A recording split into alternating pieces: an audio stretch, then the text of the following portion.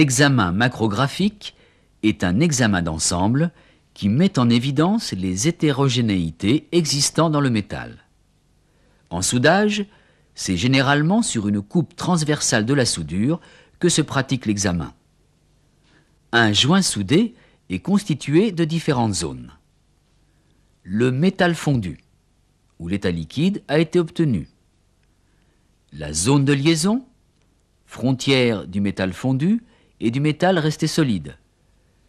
La zone affectée thermiquement par le soudage, plus ou moins visible selon le métal soudé et son état initial. Le métal de base non affecté. Ce schéma de macrographie révèle que la passe inférieure a été effectuée la première. Dans la zone fondue, certaines régions restent brutes de solidification à gros grains ou sont affectées et affinées. De même, dans les zones affectées thermiquement du métal de base, certaines régions correspondent à un seul traitement, d'autres à 2 traitements superposés.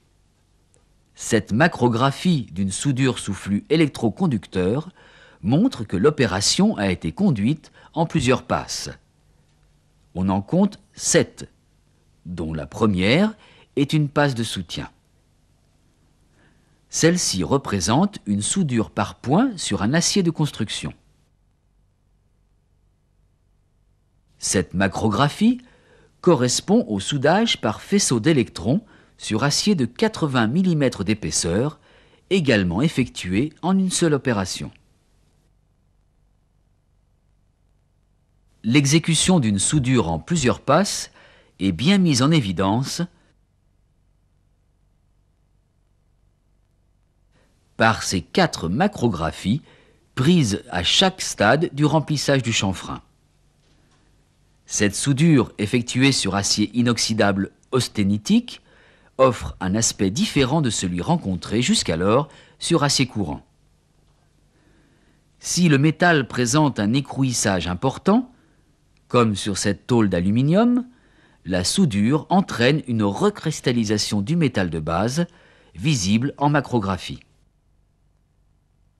La même macrographie d'une soudure MIG sur acier inoxydable austénitique, prise sous 2 éclairages différents, montre bien l'importance de l'incidence de cet éclairage lors de l'examen. Les différences d'orientation des grains sont plus ou moins accentuées et de ce fait, les passes sont plus ou moins révélées. Prenons les 2 macrographies suivantes. Il s'agit de soudures sous flux électroconducteurs effectuées en 2 passes alternées sur des alliages différents. Leurs aspects sont très différents. L'une correspond au soudage d'un acier ordinaire, les transformations sont très marquées et les différentes zones apparaissent clairement. L'autre concerne un acier inoxydable austénitique sans point de transformation. Une soudure verticale sous l'étier et une soudure par faisceau d'électrons constituent des extrêmes. En volume, les zones fondues sont très différentes. Pour la soudure verticale sous l'étier sur acier d'épaisseur 160 mm, les phénomènes sont très étalés. On distingue très bien différentes bandes teintées correspondant à différents isothermes. Au contraire, pour la soudure par faisceau d'électrons d'épaisseur 90 mm, les différentes zones sont très réduites. Cette macrographie montre une soudure par friction, reconnaissable à son bourrelet caractéristique et à l'absence de zone fondue. Cette macrographie montre une soudure effectuée sur des tôles plaquées en acier inoxydable austénitique. Elle permet de reconstituer les différentes opérations. Après un délardage de la couche austénitique, l'acier non allié a été soudé sous flux avec une préparation en X.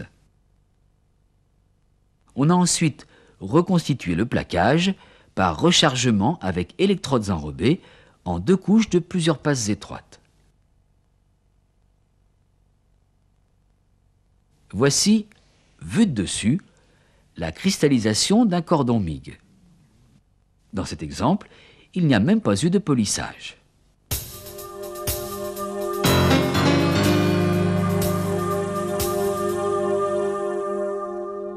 Pour conclure, on peut dire que l'examen macrographique révèle les modifications structurales, la répartition thermique, les défauts éventuels. Il est complémentaire de l'examen micrographique.